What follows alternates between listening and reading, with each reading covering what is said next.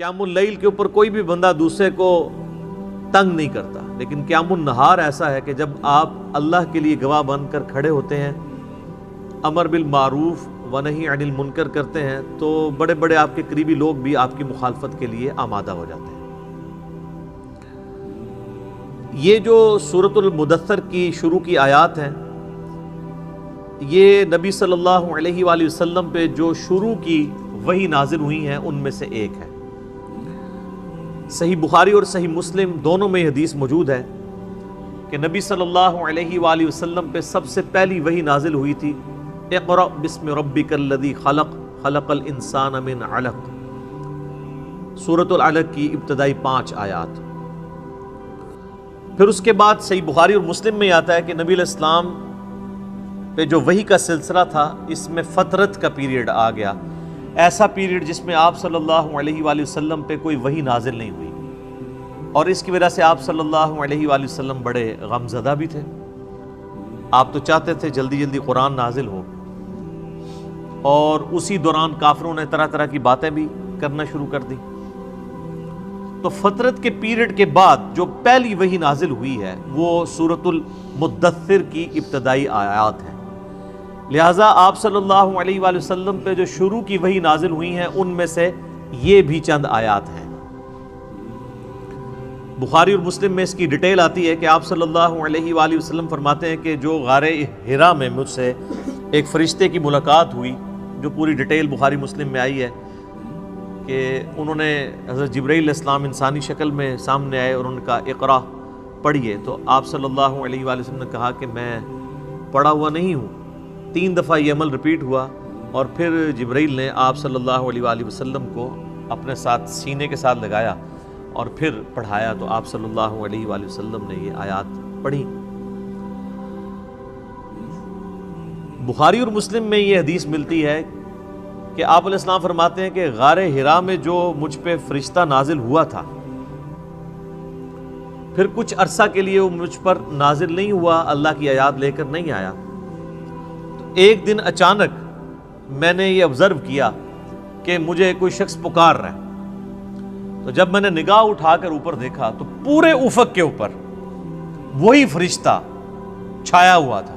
اب ظاہر ہے کہ نبی علیہ السلام کے اوپر ایک دہشت طاری ہوگی، ایک انسان کے لیے تو یہ بڑا عجیب و غریب منظر ہے نا، کہ جہاں تک آپ کو منظر نظر آ رہا ہے کہ بندہ آپ کو اوپر نظر آ رہا ہے اور وہ آپ کو پکار رہا ہے، تو آپ علیہ السلام، بخاری مسلم کے الفاظ ہیں کہ دہشت کے مارے گر پڑے، اور پھر آپ صلی اللہ علیہ وآلہ وسلم واپس آئے اپنے گھر، اور سیدہ خدیجہ سے کہا کہ مجھے کمبل اڑا دو۔ ایک تو وہ والا واقعہ بخاری مسلم میں جو سورۃ العلق کی شروع آیات میں ہوا تھا، اس میں بھی یہی الفاظ ہیں، جس میں پھر سیدہ خدیجہ کہتی ہیں کہ آپ اپنے رشتہ داروں کے ساتھ صلہ رحمی کرتے ہیں، آپ مہمان نوازی کرتے ہیں، آپ غریبوں کا بوجھ اٹھاتے ہیں، آپ لوگوں کا بڑا خیال رکھتے ہیں، اللہ تعالیٰ آپ کو تنہا نہیں چھوڑے گا۔ اس حدیث میں یہ الفاظ ہیں کہ جب یہ کمبل اڑایا گیا تو پھر اللہ تعالیٰ کی طرف سے اس فرشتے نے ندا دی اور یہ آیات پڑھی، یا ایھا المدثر قم فانذر وربک فکبر وثیابک فطہر۔ بسم اللہ الرحمن الرحیم، یا ایھا المدثر، اے چادر میں، اے کمبل میں لپٹنے والے، قم فانذر، اٹھ کھڑے ہو جائیے اور ڈر سنائیے۔ انذار تمام نبیوں کی دعوت کا مرکزی پوائنٹ ہوتا ہے، تبشیر بھی ہے لیکن وہ دوسرے نمبر پہ ہے، اس کے لیے جو دعوت قبول کر لے۔ جو مرکزی ٹاپک ہوتا ہے وہ انذار ہوتا ہے۔ انذار کہتے ہیں ڈر سنانا، کہ تم خود سے پیدا نہیں ہوئے، تمہیں اللہ تبارک و تعالیٰ نے پیدا فرمایا ہے، اور اس اللہ نے مرنے کے بعد تم سے تمہارے اعمال کا حساب لینا ہے، تم جواب دہ ہو اپنے رب کو، قیامت کے دن اللہ کے حضور تمہاری پیشی ہے۔ اس کے لیے جو ٹرم بولی جاتی ہے شریعت میں، اس کو کہتے ہیں انذار۔ ذال انذار، ڈر سنانا۔ قرآن حکیم یعنی انذار کا لفظ تو قرآن کا پورا تانا بانا ہی اس کے گرد گزرا ہے۔ وَأُوحِيَ إِلَيَّ هَذَا الْقُرْآنُ لِأُنذِرَكُمْ بِهِ وَمَنْ بَلَغَ، سورۃ الانعام آیت نمبر 19۔ اے نبی علیہ السلام فرما دیجئے کہ قرآن مجھے اس لیے وحی کیا گیا، اس قرآن کے ذریعے میں تمہیں بھی ڈر سناؤں اور جس تک یہ دعوت پہنچے۔ تو یہاں پہ بھی ڈر سنانے کے لیے کہا جا رہا ہے کہ آپ دعوت و تبلیغ کا کام یعنی قیام النہار والا کام اعلانیہ شروع کر دیجیے. وَرَبَّكَ فَكَبِّرْ، اور اپنے رب کی بڑائی بیان کیجیے. یعنی بڑائی ایسی کہ جیسا حق ہے. ایک بڑائی تو اپنی زبان سے بیان کرنا ہے نا، وہ تو آپ دیکھ لیں ہماری اسلام کی جو عبادات سینٹرڈ اراؤنڈ جس کلمے کے ہیں نا وہ اللہ اکبر ہے. آپ جانور بھی ذبح کرتے ہیں تو کیا پڑھتے ہیں؟ بسم اللہ واللہ اکبر. صحیح مسلم میں تکبیرات موجود ہیں. پھر آپ عید کی جو تکبیرات ہیں جو صحابہ کرام سے نقل ہوئی ہیں، تابعین سے، المصنف ابن ابی شیبہ میں اللہ اکبر لا الہ الا اللہ واللہ اکبر وللہ الحمد. پھر یہ بھی آئی ہیں اللہ اکبر کبیرہ والحمد للہ کثیرہ وسبحان اللہ بکرۃ واصیلہ. پھر سر جو آپ 5 وقت نماز پڑھتے ہیں، 17 فرض رکھتے پڑھتے ہیں، ہر رکعت میں جو انتقال ہے ایک رکن سے دوسرے رکن میں وہ تکبیر کے ساتھ ہے، سوائے رکوع سے اٹھتے وقت سمیع اللہ لمن حمدہ. باقی سب تکبیرات ہیں. 4 رکعت کی نماز کے اندر 22 تکبیرات آتی ہیں. 6 تکبیریں پہلی رکعت میں، 6 ہی تیسری میں، اور 5 تکبیرات دوسری رکعت میں اور 5 ہی چوتھی میں. یعنی ایون رکعتیں جو ہیں ان میں اللہ اکبر آتا ہے 5 دفعہ، اور جو آڈ رکھتے ہیں، طاق رکھتے ہیں، ان میں اللہ اکبر آتا ہے 6 دفعہ. 22 تکبیرات. تو آپ ذرا یہ دیکھ لیں، پھر باقی نمازوں کی ساری پھر سنتیں ملائیں تو سب اللہ اکبر ہی ہے. تو یہ تو کلمات ہیں کہ آپ نے اللہ کی بڑائی بیان کرنی ہے. بڑائی اللہ کے لیے ہے. ویسے ہم لفظی ترجمہ کر دیتے ہیں اللہ اکبر، اللہ سب سے بڑا ہے، یہ سمجھانے کے لیے ہوتا ہے. اصل اس کی جو اپروپریٹ ٹرانسلیشن اردو میں بنے گی وہ یہ ہے کہ تمام بڑائیاں، تمام بزرگیاں اللہ کے لیے. عموماً ہم جب اردو میں بڑائی کا لفظ بولتے ہیں نا کہ کوئی بڑا ہے تو اس سے پھر ہمیں وہ ذرا سائز ذہن میں آنا شروع ہو جاتا ہے. اللہ تعالیٰ کے لیے تو اس طرح کی تمثیل نہیں ہے نا. لیس کمثلہ شیء وہو السمیع البصیر. اللہ کی مثل کوئی شے نہیں ہے، وہ سننے والا ہے، دیکھنے والا ہے. بڑائیاں، تمام طرح کی خوبیاں، بڑائیاں، بڑے سے بڑے آنر کا جو لفظ ہے، کوئی صفت ہے، وہ اللہ کے لیے خاص ہے. اسی کے تحت ہم یہ سمجھتے ہیں کہ اللہ تعالیٰ کو اگر کوئی شخص خدا کہہ کر یا گاڈ کہہ کر پکار لے تو یہ جائز ہے، کیونکہ کیپٹل جی سے جو گاڈ لکھا جاتا ہے انگلش میں، یہ اسی خدا کے لیے لکھا جاتا ہے جس کو سب مانتے ہیں. فارسی میں خدا کا لفظ اللہ کے لیے بولا جاتا ہے. لہٰذا یہ جو اہل حدیث نے ایک فتنہ کھڑا کیا ہوا ہے اسماء و صفات کا، اور وہ یہ کہتے ہیں یہ خدا کا لفظ بولنا یا گاڈ کا لفظ بولنا یا اللہ کے لیے کوئی بھگوان کا لفظ بول لے تو یہ کوئی اسماء و صفات کا مسئلہ بن جائے گا، یہ کوئی شرکیہ مسئلہ ہو جائے گا. تو یہ ان کے ایک ذہن کی آپ سمجھ لیں کمزوری ہے. ایسا نہیں ہے. قرآن عربی میں نازل ہوا ہے. قرآن سے پہلے جتنی کتابیں الہامی ہیں وہ تو دوسری زبانوں میں نازل ہوئی ہیں. وَإِن مِّنْ أُمَّةٍ إِلَّا خَلَا فِيهَا نَذِيرٌ. اللہ تعالیٰ فرماتا ہے کوئی ایسی امت نہیں گزری جس میں ہم نے کوئی نہ کوئی ڈر سنانے والا نہ بھیجا. تو ایک تکبیر تو ہے کہ آپ نے الفاظ بولنے ہیں، اور ایک تکبیر جو مشکل تکبیر ہے وہ دعوت و تبلیغ کا کام ہے کہ اللہ کی بڑائی بیان کرو جس طرح کے بیان کرنے کا حق ہے. دنیا پہ اللہ کی بڑائی قائم کر کے دکھائی ہے اللہ کے محبوب صلی اللہ علیہ وآلہ وسلم نے. یعنی وہ هو الذی ارسل رسولہ بالہدی ودین الحق لیظہرہ علی الدین کلہ ولو کرہ الکافرون ولو کرہ المشرکون. وہی اللہ ہے جس نے الہدی یعنی قرآن اور دین حق کے ساتھ اپنے پیغمبر کو مبعوث کیا تاکہ اسے تمام ادیان پر غالب کر دے، خواہ کافر اس کا برا مانے. مسند احمد میں حدیث ہے، نبی علیہ السلام فرمایا قیامت اس وقت تک قائم نہیں ہوگی جب تک کہ دنیا کے ہر گھر میں میرا پیغام نہ پہنچ جائے اور لوگ چاہتے ہوئے یا نہ چاہتے ہوئے اس دعوت کو قبول کر لیں. اچھا، یہ بات صحابہ کرام کو تو شاید سمجھ نہ آئی ہو کہ یہ کیسے پاسبل ہے کہ دنیا کے ہر گھر میں اتنا بڑا ڈیٹا کون رکھ سکتا ہے. لیکن سر آج یوٹیوب حفظہ اللہ، گوگل دامت برکاتوں عالیہ، اسلام کے بارے میں کوئی اسٹڈی کرنا چاہے تو اس تک نہیں بات پہنچ سکتی. پہنچ کی ہوئی ایک واقعہ ہوتا ہے پوری دنیا کے اندر وہ واقعہ پہنچ جاتا ہے. تو یہ ایک میڈیا کی برکت سے یہ ساری چیزیں ہوئی. اور پھر جب یہ یعنی ایک مزید آگے معاملہ بڑھے گا تو پھر تو دعوت الحمدللہ گھر گھر تک پہنچے گی. تو اس رب کی بڑائی بیان کرو، ایک تو بولنے کے اعتبار سے، باقی پریکٹیکلی بھی اس کے لیے آپ اللہ تعالیٰ کے گواہ بن کر کھڑے ہو جائیں اور انسانیت کے اوپر حجت تمام کریں.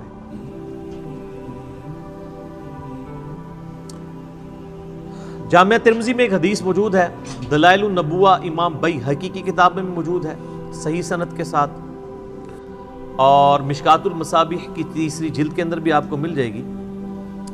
سیدنا جابر بن عبداللہ رضی اللہ تعالیٰ عنہ پوچھتے ہیں نبی علیہ السلام سے، اے اللہ کے محبوب صلی اللہ علیہ وآلہ وسلم، آپ پر نبوت کب واجب ہوئی؟ آپ کب نبی بنائے گئے؟ تو آپ صلی اللہ علیہ وآلہ وسلم نے فرمایا، میں اللہ کے ہاں اس وقت بھی خاتم النبیین لکھا ہوا تھا جبکہ آدم علیہ السلام ابھی روح اور جسم کے درمیان تھے. ایک روایت میں آتا ہے کہ آدم علیہ السلام ابھی مٹی اور پانی کے درمیان تھے، میں اللہ کے علم میں اس وقت بھی خاتم النبیین لکھا ہوا تھا. ظاہر ہے اللہ کے ڈیوائن نالج میں تو تھا.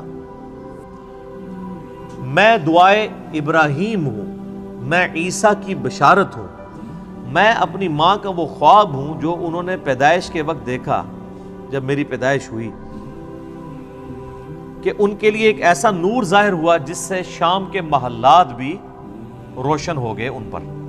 یعنی نبی علیہ السلام کی پیدائش کے وقت آپ علیہ السلام کی والدہ کو خواب کے ذریعے بشارت دی گئی کہ آپ سے جو بچہ پیدا ہونے والا ہے اس کی حکومت بالآخر رومن امپائر کے اوپر بھی حاوی ہو جائے گی.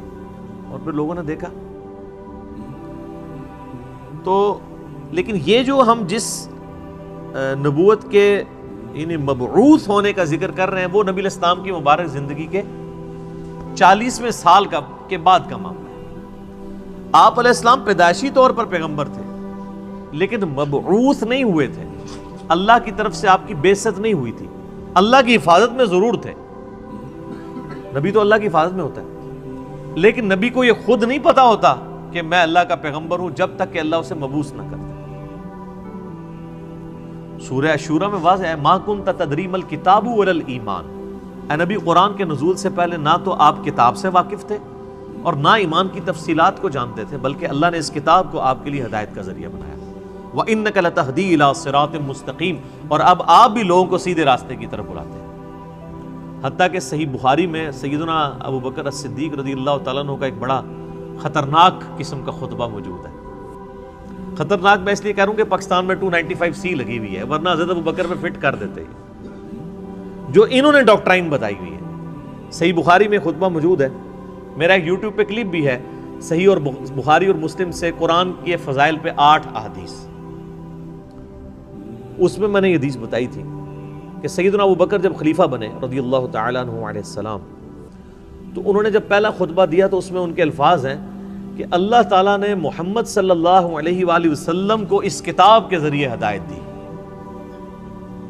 ذرا الفاظ سننے، محمد کو اللہ نے اس کتاب کے ذریعے ہدایت دی اور اب تم نے یہ کتاب کا پیغام ان کی امت تک آگے پہنچانا ہے. شکر ہے ادھر کوئی کھڑا نہیں ہو گیا کہ یار امیر المومنین یہ آپ کیا کہہ رہے ہیں، نبی علیہ السلام پہلے گمراہ تھے. نعوذ باللہ، گمراہ نہیں تھے، لیکن آپ کی ہدایت ڈیٹم لیول کی تھی، بنیادی تفصیلات نہیں تھی اس میں. قرآن میں وَوَجَدَكَ ضَالًّا فَهَدَىٰ. اے نبی، آپ کو ہم نے اپنی محبت میں حق کی تلاش میں خود رفتہ پایا تو منزل مقصود تک پہنچا دیا. یہ گمراہی والا ترجمہ تو غلط کیا ہے، اس کے اوپر جو بریلوی گرفت کرتے ہیں نا اہل حدیث اور دیوبند کی، وہ ٹھیک کرتے ہیں. ضال کا مطلب نبی علیہ السلام کے لیے گمراہی نہیں ہوگا. ضال کا ایک مطلب کسی کی محبت میں ڈوبنا بھی ہوتا ہے. جیسا کہ یوسف علیہ السلام کے بھائیوں نے اپنے والد کے بارے میں کیا کہا تھا، ان ابانا لفی ضلال مبین. ہمارے ابا جان تو اس بیٹے کی محبت میں ڈوب چکے ہیں.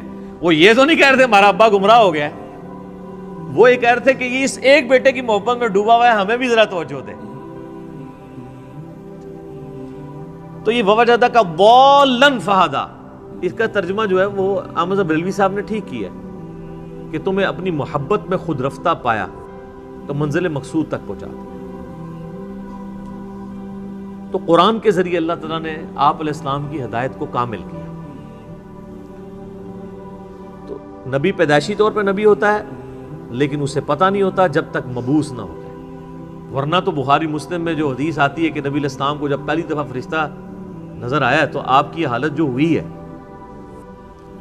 مطلب آپ تو خوش ہو جاتے کہ میں 40 سال سے انتظار کر رہا تھا، شکر ہے تو آ گیا۔ الٹا آپ علیہ السلام پریشان ہو گئے، حتیٰ کہ بخاری مسلم کے الفاظ ہیں سیدہ خدیجہ سلام اللہ علیہا ان کو اپنے کزن برقہ ابن نوفل کے پاس لے گئی۔ انہوں نے جب نبی علیہ السلام کی کنڈیشن سنی، وہ نابینا ہو چکے تھے، انہوں نے کہا یہ تو وہی لگتی ہے، وہی والی وہی جو موسیٰ علیہ السلام پہ نازل ہوئی تھی۔ تو پھر انہوں نے کہا کہ عنقریب آپ کی قوم آپ کو نکال دے گی یہاں سے۔ ہائے ہائے ہائے ہائے، نبی علیہ السلام نے کہا کہ میری قوم مجھے یہاں سے نکال دے گی، یہ تو مجھ سے بڑی محبت کرتے ہیں۔ انہوں نے کہا کہ یہ دعوت ہی ایسی ہے، آپ سے پہلے جس جس پیغمبر نے اپنی قوم میں یہ دعوت بلند کی ہے نا، اسے اس کی قوم نے نکال ہی دی ہے۔ کاش میں اس وقت تک زندہ رہا تو میں آپ علیہ السلام کی مدد کروں گا، ورنہ وہ پہلے ہی فوت ہو گئے۔ ویسے تو ان کو وہ اسی لیے ان کو ہم صحابی کے طور پہ نہیں گنتے ہیں، کیونکہ نبی علیہ السلام اس وقت تک صرف نبی بن کے مبعوث ہوئے تھے، رسول نہیں بنے تھے۔ اس وقت سورۃ العلق کی آیات نازل ہوئی تھی، رسول تب بنے جب یہ آیات نازل ہوئی ہیں کہ اب آپ کھڑے ہوں اور لوگوں کو دعوت و تبلیغ کا کام کریں۔ پہلے صرف یہ تھا کہ آپ کے اوپر وہ حقیقتیں آشکار ہوئی تھیں، اور 40ویں سال یہ معاملات شروع ہو گئے تھے۔ صحیح مسلم میں حدیث ہے کہ نبی علیہ السلام نے فرمایا کہ میں اس پتھر کو بھی پہچانتا ہوں جو بعثت سے پہلے مجھے سلام کیا کرتا تھا۔ تو آپ کو اشارے ملنے شروع ہو گئے تھے کہ آپ کے ساتھ کوئی ایکسٹرا آرڈنری معاملہ ہونے والا ہے، ورنہ آپ دیکھیں نا آپ گزر رہے ہو اور پتھر آپ کو سلام کر رہا ہو تو بندے کو ایک بار یعنی چیزوں کا آئیڈیا ہونا شروع ہو جاتا ہے کہ کوئی میرے ساتھ ایکسٹرا آرڈنری۔ اور پھر آپ دیکھ لیں کہ آپ علیہ السلام پہ جب یہ سارے معاملات ہوئے نا تو اللہ نے آپ کا دل کیسا مضبوط کیا ہے کہ ایک لمحے کے لیے بھی آپ کو یہ خیال نہیں آیا کہ میں کسی غلط راستے پہ چل رہا ہوں۔ ایکسپیرینس واقعی پہلا تھا، اس کی وجہ سے آپ پریشان ضرور ہوئے لیکن آپ کا کانفیڈنس کبھی لوز نہیں ہوا کہ یہ کیا ہو رہا ہے، ایسا نہیں کبھی ہوا۔ وہ اللہ نے دل مضبوط کیا، اور یہ پیغمبر کے ساتھ غیبی تائید ہوتی ہے۔ بعض اوقات پیغمبر جو ہیں وہ بچپنے میں ہی بولنا شروع کر دیتے ہیں، سورہ مریم میں آتا ہے، سورہ آل عمران کے اندر آتا ہے کہ حضرت عیسیٰ علیہ السلام جو ہیں وہ ماں کی گود میں بھی کلام کر رہے ہیں۔ اللہ تعالیٰ چاہے تو، اور وہ کیا کہہ رہے ہیں کہ مجھے اللہ نے پیغمبر بنایا ہے، مجھے کتاب دی ہے اور مجھے مبارک بنایا ہے، اور میں اپنے ماں باپ، میں اپنی ماں کے ساتھ اس نے سلوک کرنے والا مجھے بنایا ہے۔ سلام ہو اس دن پر جس دن میں پیدا ہوا، جس دن میں مروں گا اور جس دن میں اٹھایا جاؤں گا۔ یہ ساری گفتگو وہ کر رہے ہیں ماں کی گود میں، ان کو اللہ نے اسی وقت مبعوث کر دیا۔ اکثر انبیاء کو اللہ تعالیٰ نے 40 سال کی عمر میں مبعوث کیا ہے، کیونکہ 40 سال کی عمر جو ہے نا یہ میچورٹی کی عمر ہے۔ حضرت موسیٰ علیہ السلام کو بھی 40 سال کی عمر میں مبعوث کیا۔ اس کے بعد انسان یعنی دنیا کے سارے حقائق دیکھ چکا ہوتا ہے، اتنے ایکسپیرینسز اس کو آ چکے ہوتے ہیں کہ وہ اب ایک بڑے لیول کی دعوت کو لانچ کر سکتے ہیں۔ اور جو لوگ ذرا اس سے پہلے شروع ہو جاتے ہیں دعوت کے حوالے سے، تو وہ اللہ تعالیٰ کی طرف سے کوئی ایکسٹرا آرڈنری کسی کے ساتھ معاملہ ہو سکتا ہے، جس طرح حضرت عیسیٰ علیہ السلام تھے۔ اور جب انہوں نے یہودیوں کو ایڈریس کرنا شروع کیا ہے، اس وقت ہارڈلی آپ کی عمر 25 سال تھی حضرت عیسیٰ علیہ السلام کی، جب یروشلم میں جا کے انہوں نے یہودی پادریوں کو للکارنا شروع کیا، بڑے بڑے بزرگوں کی گستاخیاں جب حضرت عیسیٰ نے شروع کی ہیں، اس وقت ان کی عمر صرف 25 سال تھی۔ وہ تو ہی کہتے تھے نا گستاخی ہو رہی ہے ہمارے ساتھ، تو گستاخی سمجھتے تھے، کیونکہ حضرت عیسیٰ علیہ السلام ان کو کرٹیسائز کرتے تھے، میٹھی میٹھی باتیں نہیں کرتے تھے، میٹھی میٹھی باتیں کرتے تو وہ ہاتھ ڈالتے، وہ کہتے تھے تم یہ کہتے ہو اور کتاب میں یہ لکھا ہوا ہے، تم خود یہ کرتے ہو۔ تو انہوں نے کہا پکڑ لو اس کو، قتل کے درپے ہو گئے۔ وہ تو اللہ تعالیٰ نے ان کو زندہ اٹھا لیا، ورنہ وہ تو قتل کر ہی دیتے حضرت عیسیٰ علیہ السلام کو۔ تو اس میں میں ایک بڑا تلخ جملہ بولتا ہوں کہ حضرت عیسیٰ علیہ السلام جو یہودیوں نسل تھے، یہودیوں نے اپنے علماء کے زیر اثر ان کے قتل کے اوپر آمادگی ظاہر کر دی. یہ علماء کا فتنہ اتنا بڑا فتنہ ہے کہ یہ فتنہ وقت کے پیغمبر کے خلاف بھی کھڑا ہو جائے تو اس کو بھی دنیاوی طور پہ فیل کر دیتا ہے. دنیاوی طور پہ تو فیل ہی ہے نا. 12 بندے صرف ایمان لے کے آئے, اپنی بھی جان اللہ نے بچائی. دنیا میں تو یہ دیکھا جاتا ہے نا اس کے کروڑوں فالوور ہوں, تبھی تو بتا رہے ہوتے ہیں نا جی جناب اتنا بڑا اجتماع ہوا ہے, اتنے جلسے میں لوگ آئے. وہ کیوں بتا رہے ہوتے ہیں؟ کامیابی کے لیے. حضرت عیسیٰ علیہ السلام کے جلسے میں کتنے لوگ ہوتے تھے؟ 12, وہ بھی 2 بھی گلیلیا جھیل کے کنارے جا کے. وہ باقی تو بات ہی نہیں سنتے تھے, انہوں نے 2 بیوں کو بات سمجھ آ گئی.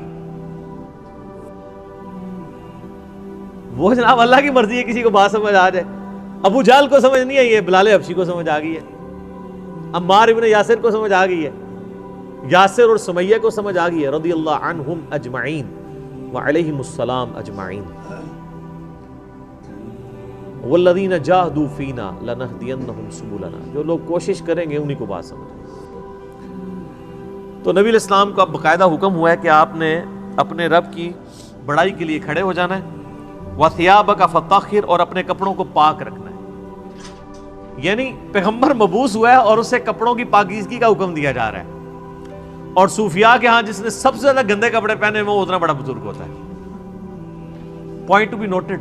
ہاں آپ تصوف کی کتابیں پڑھ کے دیکھیں سر, یہ تذکرۃ الاولیاء جو ایک سمجھ لیں مدر بک ہے تصوف کی, شیخ فرید الدین عطار المتوفی 632 ہجری, جس کے حوالے فضائل اعمال, فضائل صدقات, فضائل سنت, یہ سارے بزرگ بابوں کی کتابوں میں ملیں گے, جن سے اب طارق جمیل صاحب نے بھی اعلان برات کر دی ہے اللہ کے فضل سے. وہ سارے واقعات ادھر سے ہی چھاپے مارے ہوئے ہیں. اس میں آپ کو کئی بزرگوں کا ملے گا کہ ان کو جوئیں پڑی بھی ہوتی تھی, اگر کوئی جوں کی نیچے گرتی تھی وہ اٹھا کے پھر رکھ لیتے تھے اوپر, کہتے تھے میرے اللہ کی مہمان ہے. لوگ کہتے ہیں سبحان اللہ. اور بخاری مسلم میں موجود ہے ایک صحابی کے سر میں جوئیں پڑ گئی اور نبی علیہ السلام کے ساتھ انہوں نے احرام یعنی باندھا ہوا تھا. تو انہوں نے کہا یا رسول اللہ مجھے یہ تو جوئیں پڑ گئی ہیں, جوئیں تنگ کر رہی ہیں, تو مجھے اجازت دیں میں بال منڈوا دوں. اب آپ جب تک احرام کی ساری پابندیوں سے آزاد نہیں ہوتے ہیں اس وقت تک تو بال نہیں منڈوا سکتے. پھر نبی علیہ السلام نے ان کو بال منڈوانے کی اجازت دے دی اور اس کے اگینسٹ پھر انہوں نے جو ہے نا وہ ایک دم بھی دیا. تو بعد کے بزرگ جو ہیں وہ جوئیں اٹھا کے اوپر رکھتے ہیں, گندے مندے رہتے ہیں. اور بلکہ سب سے بڑا بزرگ وہ ہوتا ہے جو گندا بھی نہ رہے, کپڑے ہی سارے اتار دے, اس کو سب سے بڑا بزرگ مانا جاتا ہے. وہ کہتے ہیں مجذوب ہے یہ, یعنی اللہ تعالیٰ کی محبت میں غرق ہو چکا ہے. یعنی اس کا مطلب ہے کہ اللہ کی محبت میں غرق ہونے کا مطلب یہ ہے کہ بندے کے کپڑے پہلے چلے جاتے ہیں. تو اللہ تعالیٰ کی معرفت سب سے زیادہ مخلوقات میں سے کن کو ہوتی ہے؟ انبیاء کو. تو کہیں ملتا ہے کہ انبیاء کرام علیہ السلام پہ جب اللہ کی محبت کا غلبہ ہوتا تھا تو وہ کپڑے اتار دیتے تھے؟ کہیں ملتا ہے ایسی بات؟ تو یہ پھر اس لیے ہم کہتے ہیں کہ انبیاء کا جو دین ہے وہ اور ہے, بابوں کا دین اور ہے, اور کتابوں کا دین اور ہے. یہ بابوں کا دین ہے اور کتابوں کا دین وہ ہے جو صحیح سند کے ساتھ صحابہ اکرام اہل بیت کے ذریعے اور بعد میں محدثین کے ذریعے دین ہم تک پہنچے. نبی علیہ السلام کو شروع کی وحی میں کہا جا رہا ہے کہ آپ نے اپنے کپڑوں کو پاک صاف رکھنا ہے, روحانی طور پہ بھی پاک رکھنا ہے. یعنی ایک اللہ تعالیٰ نے جیسا کہ سورۃ الاعراف میں آتا ہے نا کہ تقویٰ کا لباس سب سے بہتر لباس ہے, تو وہ یعنی آنکھوں کی پاکیزگی, ہاتھوں کی پاکیزگی, ایک تو فزیکل نجاست سے بھی اور روحانی طور پہ بھی, حرام کی طرف نگاہ نہ اٹھے, ہاتھ حرام کی طرف نہ بڑھے. تو فزیکل نجاست بھی ختم کرنی ہے اور انٹلیکچوئل نجاست بھی ختم کرنی ہے. اور کیا کرنا ہے؟ وَالرُّجْزَ فَاهْجُرْ, اور بتوں سے بھی آپ نے دور رہنا ہے. آپ علیہ السلام پیدائشی طور پہ ہی بتوں سے ہمیشہ دور رہے. اب اسٹرکٹلی آ رہا ہے کہ اس چیز کو آپ نے اب پریکٹس کرنا ہے. وَلَا تَمْنُن تَسْتَكْثِرْ, اور کسی پر احسان نہ کیجئے زیادہ لینے کی نیت سے. یعنی کسی کے ساتھ اگر آپ نیکی کر رہے ہیں تو دماغ میں یہ نہ رکھیں کہ میں اس کے ساتھ نیکی کر رہا ہوں تو یہ بدلے میں میرے ساتھ کرے گا. بے لوث ہو کے کرے, ایثار کے جذبے کے تحت. وَلِرَبِّكَ فَاصْبِرْ, ہائے ہائے یہ ہے بات. اپنے رب کے لیے صبر پھر اختیار کیجیے. یعنی آپ کو بتایا جا رہا ہے کہ آپ یہ معاملہ کوئی اتنا آسان نہیں ہونے والا. آپ ذرا دیکھیں جب یہ آیات نازل ہو رہی ہیں اس وقت تو آپ علیہ السلام کے تو دماغ میں بھی نہیں یہ بات کہ میرے ساتھ آگے ہونا کیا ہے. ایک شخص جو عرب کے لوگوں کی آنکھوں کا تارا ہے, جسے سب لوگ سر پہ اٹھائے ہوئے ہیں, صادق اور امین کہتے ہیں, اس کی مثالیں دیتے ہیں, اس کے فیصلوں کا احترام کرتے ہیں, اور وہ اس خاندان سے ہے جو خانہ کعبے کا متولی بھی ہے. انہوں نے زیادہ سے زیادہ کیا سوچا ہوگا میرے ساتھ کیا کر لیں گے؟ زیادہ سے زیادہ مسجد میں آنے پہ پابندی لگا دیں گے نا. شہر بدر کر دینا, قتل کے فتوے جاری کر دینا, یہ تو نبی علیہ السلام نے سوچا بھی نہیں تھا کبھی. اب یہ جب یہ آیات نازل ہو رہی ہے کہ آپ نے صبر کا دامن نہیں چھوڑنا, اللہ کو تو پتہ ہے نا میں نے کرنا کیا ہے اپنے نبی کے ساتھ. ظاہر ہے وہ تو اللہ تعالیٰ فرماتا ہے کہ ہم نے قرآن پاک میں مضمون کئی جگہ ہے کہ ہم نے تمام نبیوں کے مخالفین جن و انس میں سے اٹھائے ہیں. اللہ تعالیٰ کہتے ہیں ہم نے اٹھائے ہیں. مراد یہ کہ جب اٹھتے ہیں تو ہم انہیں اٹھنا دیتے ہیں تاکہ یہ کشاکش ہوگی تو پھر حق اور باطل کی کشاکش کے بعد پھر سچائی کی چاشنی فیل ہوتی ہے نا. اگر پیاس ہی نہ ہو تو ٹھنڈے پانی کی قدر کیا آئے گی؟ تو اللہ تبارک و تعالیٰ نے اپنے نبی کو بھی ان آزمائشوں سے گزارا ہے. انڈیویجول آپ علیہ السلام پہ بھی بہت آزمائشیں آئی ہیں اور اجتماعی طور پہ صحابہ اور اہل بیت پہ بھی آئی ہیں. لیکن جب یہ آیات نازل ہو رہی ہیں تو اب آپ یہ سمجھ لیں کہ یہ ابھی آپ علیہ السلام کے یعنی جو بخاری مسلم میں آتا ہے کہ آپ کے پیٹھ کے اوپر اوجڑی رکھی گئی اور آپ اٹھ نہیں سکے, یہ واقعہ نہیں ہوا ہوا. آپ کے گلے کے اندر صحیح بخاری مسلم میں آتا ہے کہ وہ ڈالا گیا کپڑا اور اتنی زور سے دبایا گیا کہ قریب تھا کہ آنکھیں ابل آتی. یہ واقعہ نہیں ہوا ہوا. طائف کا واقعہ نہیں ہوا کہ جس میں پتھر اتنے مارے گئے کہ مبارک خون سے جوتیاں بھی بھر گئیں. یہ واقعہ نہیں ہوا ہوا. پھر قتل کے فتوے کے رات کے وقت سیدنا ابوبکر کو ساتھ لے کے اور مولا علی کو اپنے بستر پہ لٹا کے آپ علیہ السلام ہجرت کے لیے نکل گئے. یہ واقعہ بھی نہیں ابھی ہوا ہوا. اور سر پر مدینے میں تو لائف ہی پوری ڈائنامک, جاتے ہی یہودی متھے مار لگ گئے, جا کے منافقین اوپر سے کلمہ پڑھ لیا, پیچھے سے وہ یعنی جڑیں کاٹتے رہے. پھر غزوہ بدر میں جو کچھ ہوا, احد میں تو نبی علیہ السلام کے دانت بھی شہید ہو گئے اور آپ کی شہادت کی خبر مشہور ہو گئی, اس قدر آپ کا خون بہہ گیا. خندق کے وہ موقع کے اوپر آپ علیہ السلام کو سخت سردیوں کی راتوں میں کس طریقے سے ایون صحابہ کہتے ہیں ٹوائلٹ جانا ہمارے لیے مشکل ہو جاتا تھا, سامنے سے تیر آگے لگ جاتا تھا. اس کے بعد پھر صلح حدیبیہ والی جو مشقت کاٹنی پڑی, اتنا پیدل سفر کر کے, پھر ایک پیس ٹریٹی کر کے واپس جانا پڑ گیا, عمرہ بھی نہیں کیا. پھر غزوہ خیبر والی جو ایک معاملہ آیا وہ کئی ہفتوں تک. اس کے بعد پھر فتح مکہ کے لیے 10,000 کے صحابہ کو کے لشکر کو لے کے نکلے رمضان کے مہینے کے اندر. ہم لوگ ادھر ایسی میں بیٹھے ہوئے ہیں. اور پھر ختم نہیں ہوا معاملہ, فوراً فتح مکہ کے 3-4 مہینے کے بعد قبیلہ حوازن کے ساتھ جو ہے وہ جنگ غزوہ حنین ہو گئی. 12,000 کا لشکر تھا. بس تکبر کے جملے نکل گئے کچھ اصحاب سے کہ ہم 313 تھے تو غالب آئے تھے, آج تو ہم ہے ہی بہت ہیں. تو قرآن کے الفاظ ہیں, اللہ تعالیٰ نے یقین کریں کہ اتنے سخت الفاظ کے اندر جسے کہتے ہیں نا میڑا مارتے ہوئے, تانا دیتے ہوئے بات کی ہے.